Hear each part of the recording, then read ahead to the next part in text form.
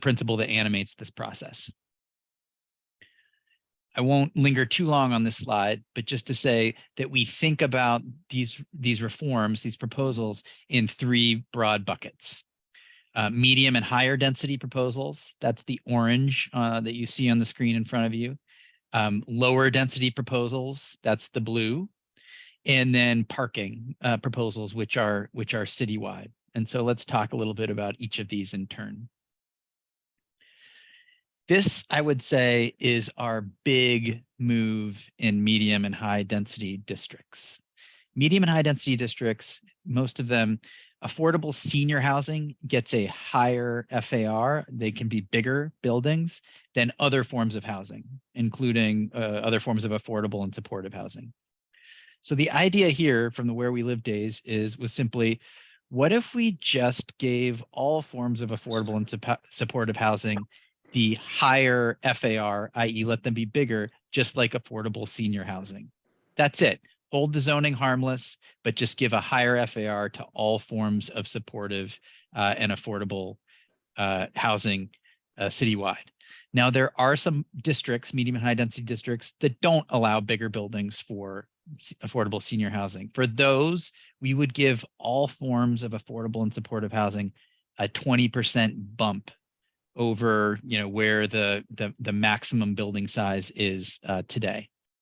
And so we think that citywide, this has the potential to create, many thousands of affordable units on the margin in the decades to come. When we were looking at what this proposal could do for different sites, we actually we were looking at a model that's been really common recently, which is, a one-story church comes to us and says, we want to partner with an affordable housing developer, a Rise Borough or somebody else, and we want to redevelop the site. We want a new church on the first floor and the ground floor, and we want to do housing up above. I'm going to switch over to one of our older slideshows really quick here. And show you the old example that we had in mind here.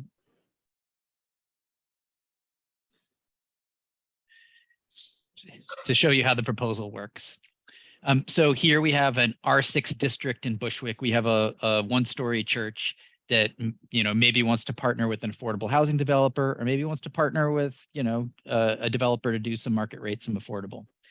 Today in this district, this site, they would be limited to 3 FAR, about 35 units on this site with a new church on the ground floor and basement level. If this proposal, which we're calling Top Up, gets passed, then affordable and supportive housing will have up to 3.9 FAR. That's basically a 25% bigger building on that site. And so what the church could do is, if they partnered with an affordable housing developer, they could get an additional 10 to 12 units on that site. So, 45 to 50 units instead of just like around 35. If they partnered with just a market rate developer, then they could build, 45 to 50 units, as long as those 10 to 12 units were permanently affordable. Regardless, that might not seem like much, but you multiply this over dozens or even hundreds of development sites across medium and high density districts, and that's a significant amount of new affordable housing. And for churches like this, it represents significant new opportunities. Okay, I will go back to our regularly scheduled programming here. And feel free to, you can see the slideshow again. Feel free to ask any questions throughout the proposals too, if I'm unclear about anything. So this is Jason. I just put it in the chat.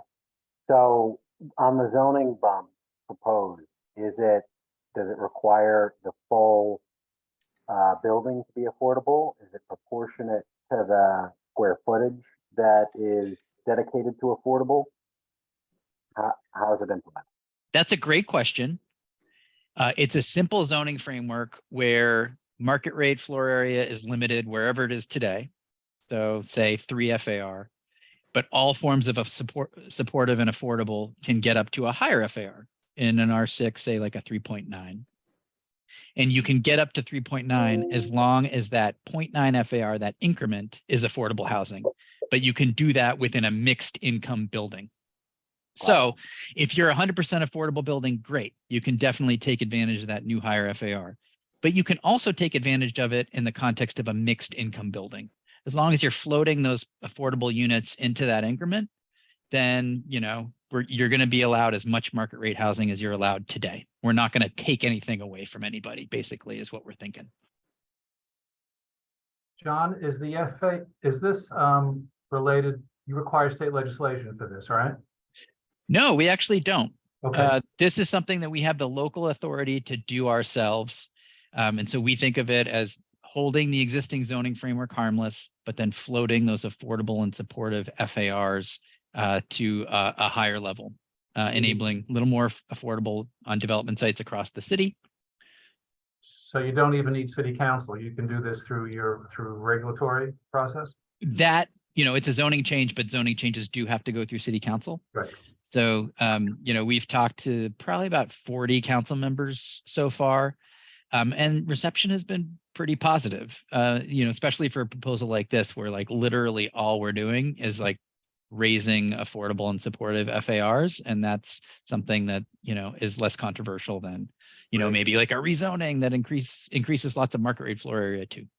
Yeah, I was confusing it with the state proposal that the Manhattan delegation shot down. Right. Yeah. Thank you. No problem. All right, I'll move ahead. Do feel free to ask any questions as we go along. We'll leave time at the end too. So here's another one. Conversion regulations, adaptive reuse regulations, converting non-residential buildings to residential uses. We have regulations that do this today. They are mostly located in central parts of the city, like Manhattan below 60th Street, parts of Brooklyn and Queens along the East River, and a few other scattered places around the city. And they've been really powerful way to convert, you know, underutilized office buildings or, you know, loft buildings in Soho or whatever. You know, once you no longer need those buildings for office use or manufacturing or whatever, enabling them to be reused as residential has been a really important and valuable way that neighborhoods can grow and change. We want to make these regulations even more powerful in a few different ways. Today, your building has to be older than 1961 or in 1977 in certain locations. We want to move that date to 1990. It hasn't been updated in a number of decades. And so we think that any building before 1990 should have access to these looser adaptive reuse regulations. We also want to expand the geography, and this is most crucial for the folks on this call. Today, like I said, it would apply, you know, to if your church is in, you know, Manhattan below 60th Street or in parts of, you know, Williamsburg or Long Island City or whatever, but it does not apply if you're farther out in the city, for instance, or if you have an outbuilding like an old school, an old banquet hall, an old convent or whatever. It doesn't apply in those types of the city as well. So a second big move is we're looking at dramatically expanding the geography, perhaps even citywide, in a way that enables the full range of non-residential buildings, including, you know, underutilized, you know, accessory buildings to a church or whatever, or in some cases, churches themselves, to convert to residential if it makes sense, if they want to. Of course, we understand that most, you know, folks who are part of the task force are looking for ways to, you know, enhance the ongoing mission of an existing church with, you know, ongoing worship and congregants and everything like that, and are not looking to convert the churches themselves. But we've heard again and again from folks at the Enterprise Conference most recently about churches that have, you know, commercial properties or like outbuildings or like old schools, convents, banquet halls, or whatever, that could benefit from more flexible adaptive reuse regulations. And so that is something that we're looking at as well. And then finally, today, if you're using these regs to convert, you can only convert to, you know, full-on apartments. We want to enable conversion to a broader range of housing, like supportive housing, which you can't do today, like rooming units potentially, which you can't do today, even dorms, which you can't do today. So those are the three big moves we're looking at to make the adaptive reuse framework that exists today and that people love. Everybody from the developers to the preservationists really love these regs to make them more powerful. I don't know if anybody has any questions on this. Okay. So another set of changes to enable sort of a broader range of housing typologies is bringing back this type of development that existed prior to the current zoning resolution that fills a really important market niche, but that we basically, outlawed, largely from a sense of prejudice and exclusion. And I'm talking about developments that have like no frills studios or even rooming units in them. Rooming units in this context means like either a shared kitchen or in some cases a shared bathroom. And the way the zoning regulations work today is you cannot build a development full of studio apartments anymore. There's a minimum average unit size that requires you to balance out any studios with, 2 or 3 bedroom apartments in a way that like really limits what types of things that people can build. We also outlawed rooming units in the 1950s. This was the era of the SRO, the single room occupancy. I think the idea here was we don't like the people who live in single room occupancy. So we're just going to outlaw the housing type and expect that those people will disappear. Of course, we know that's not how it works. And so, HPD and DCP and other agencies are taking a serious look at bringing back some of those housing models, either shared housing models for regulatory agreement projects, or even shared housing models, in market rate projects as well. That's definitely something that we're examining as well. These can, fill a really important market niche for smaller households, younger households, older households, marginally housed groups. And so we, want to explore those typologies that can serve those market niches. And, we think it actually can take pressure off of family size units elsewhere in the city. As it is today, we like really force people into roommate situations where you gotta, find a couple friends and go, outbid a mother and 2 kids for that, 2 or 3 bedroom apartment in Bushwick. And we want to make sure that we're taking some of the pressure off those units. And one way to do that is to build, smaller units for the many people who want to live alone but can't, especially in more central locations. Next is another proposal that I think is of particular interest to church groups, and that's campus infill proposals. And most of the time when we think of campuses, we think of a NYCHA campus with towers and a park. There are also, as you know, a ton of church campuses as well that have a church building or a few church buildings, but a fair bit of open space on a large site, large zoning lots that churches own. As I think many of you understand, even if it looks like you have a ton of space on your zoning lot, even if it looks like you have a ton of additional floor area to develop, the way the zoning regs work today make it really, really hard to put a new building on those sites. And so we are looking to pretty radically simplify the way infill development works on campus sites. And that would encompass, your NYCHA campuses, it encompass your Mitchell-Lamas, your, other co-op campuses, but also church campuses as well. To say that if you have the floor area, and if you have like the footprint on your site, if you are staying below a new, maximum lot coverage, if your new building meets height limits, and if you meet loosened distance between buildings regs, you should be able to add a building on your campus as of right, without, like NYCHA has to do it by going to seek mayoral zoning overrides, for instance. Owners of private land are often just like out of luck. And so we think that changing the rules around campus infill is something that will create significant opportunity for churches that have land. Some of the biggest housing development proposals we've seen in recent years have been on church campuses. And this is something that would facilitate that without, forcing the, Christian Cultural Center to go through like a huge, ULURP in order to make that happen. Are there any questions that you have on these? Great, keep going. We're going to shift gears now to the lower density proposals. Lower density districts present a different set of issues and problems. Just a little bit of background. We really haven't touched our lower density districts in decades, except to make it much harder to do stuff there, to build housing. And the current state of low density districts, I would say, is one where even districts that nominally allow 2-family houses or that nominally allow, small multifamily buildings, we've just layered restriction after restriction after restriction on top of it. And so the only thing that you can do these days in many of these areas, if that, is build a single family home. And that's really turned vast swaths of the city, like you're looking at the map right now, into basically like exclusionary areas where it's really hard to build housing.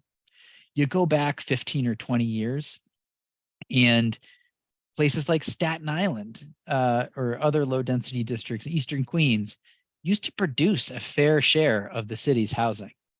Like it wasn't, the majority of it, but it was a significant amount every year. And you fast forward to today, and housing production in those areas has really fallen off a cliff. And that means that small households or people without a lot of money have like very few housing opportunities in those parts of the city. And so we are looking at a set of proposals to change that dynamic there. And that will consequently create significant opportunity for churches in lower density areas as well, given where they're located. We'll get into that in a second. The first basic move we're calling low density basic. And this is just to enable zoning districts to do what they say they can do.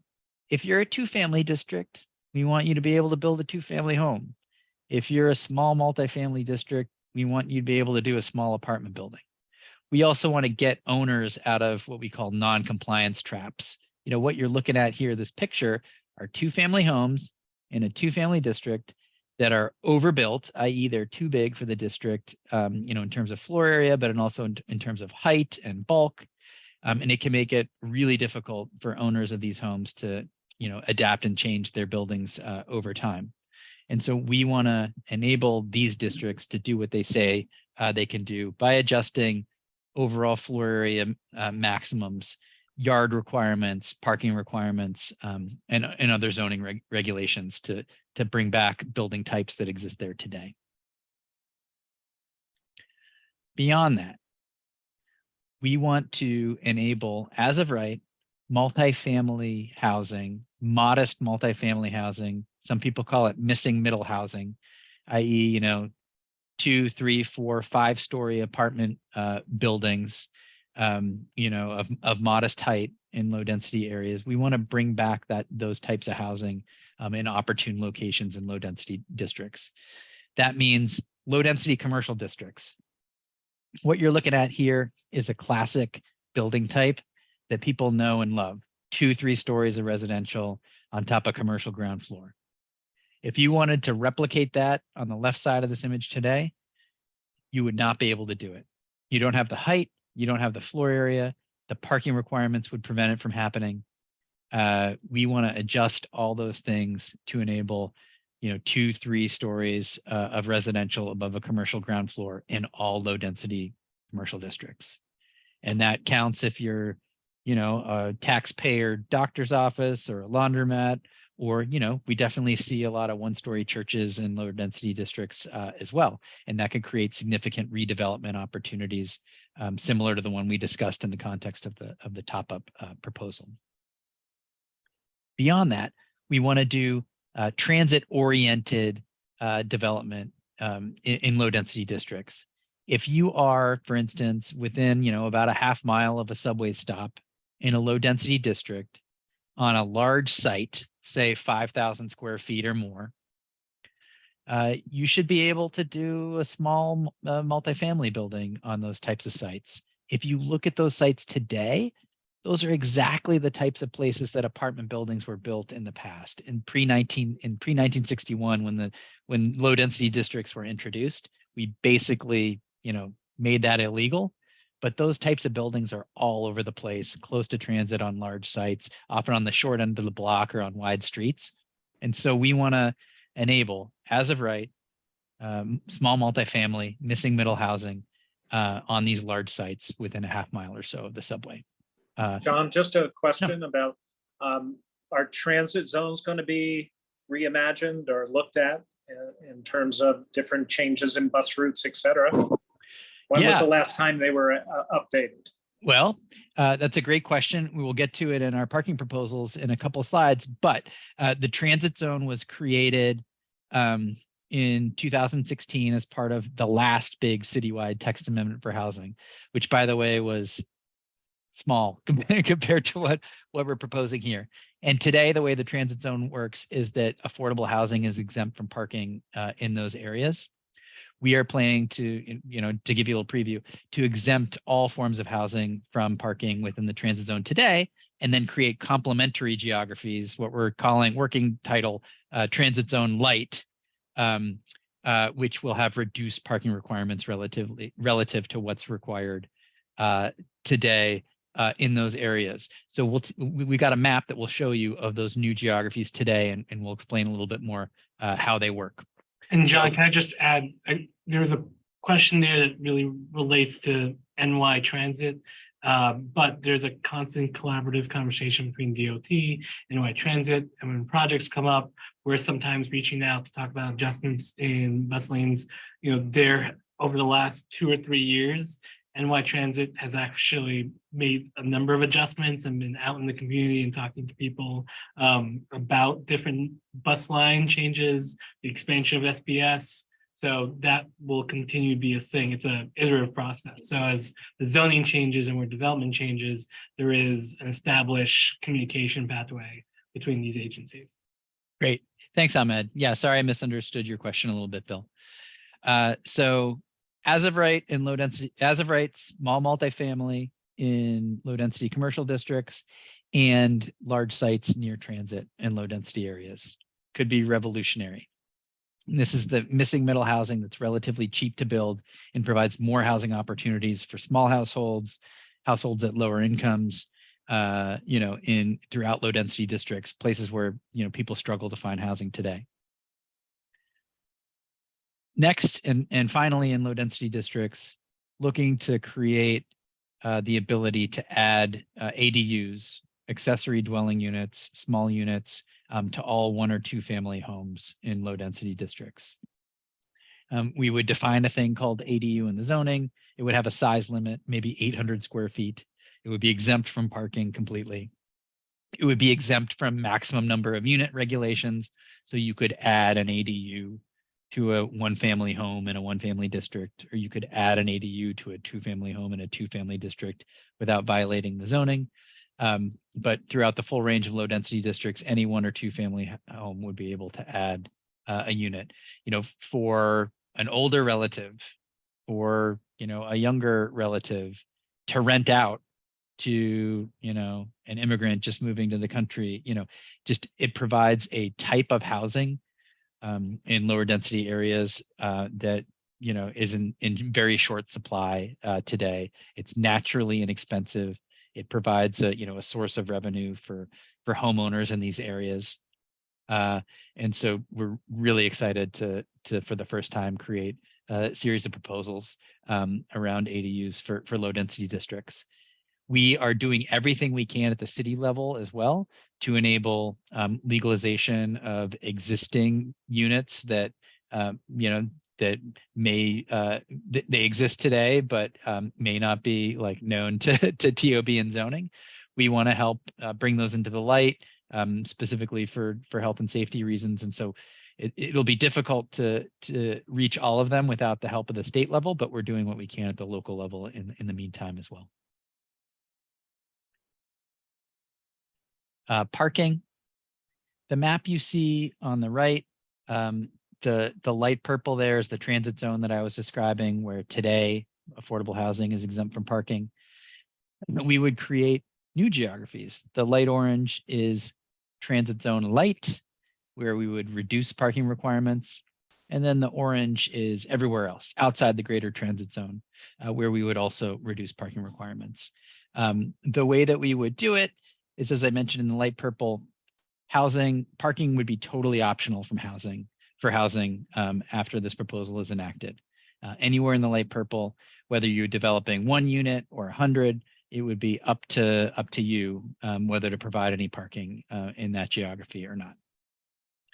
For the light orange, we are thinking of perhaps a 25% parking requirement for market rate, maybe 10%. No parking requirement for affordable housing at all in the light orange.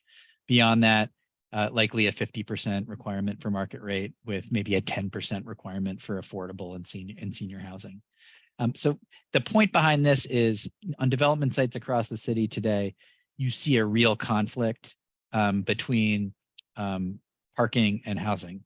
There's a fight over space on that lot.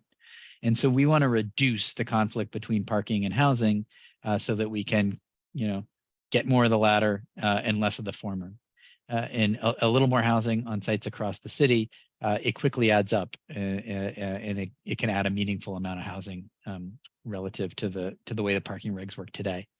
This is another one that I would keep an eye on because we also would propose to look at parking regulations for community facilities, including churches, synagogues, mosques, other faith-based organizations as well. I know that there are a lot of faith-based organizations across the city that are sitting on parking lots. Some, not all of them, but some of them are underutilized, or it would just give churches and other faith-based organizations the option of what to do with those parking lots. Some organizations need it for congregants who have moved away but travel back for church every week still. Others might want to use it as development opportunities to create housing or other types of facilities that support the mission of the faith-based organization. We would leave that up to the FBOs. It would just provide additional options around development decisions for FBOs as well. Are there any questions around that? Okay. And so finally, just in summary, these are the biggest sets of initiatives that we've ever done around housing in the city. We're talking to people well in advance of its referral into public review. I think we're looking at maybe next April 2024, when it formally enters public review, would get to city council like later in 2024, like November or so.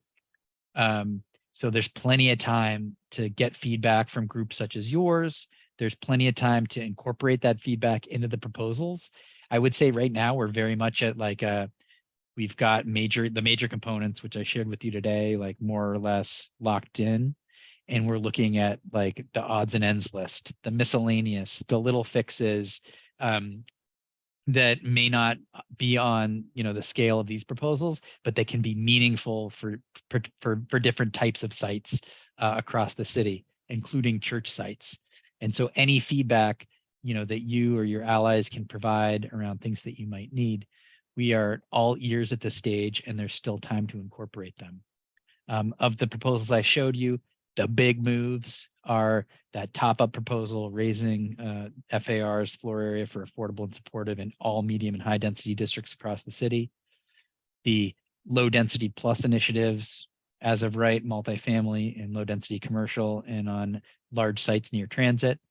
The ADU proposal as well. And then, radically reducing and simplifying parking requirements. That has those three things. Those are the big moves that have the potential to create a lot of housing. The other types of stuff broaden out the typologies that can serve market niches that are underserved today. But with that, that's basically an overview of the presentation, and I'd love to hear any questions, comments, or asks, what have you.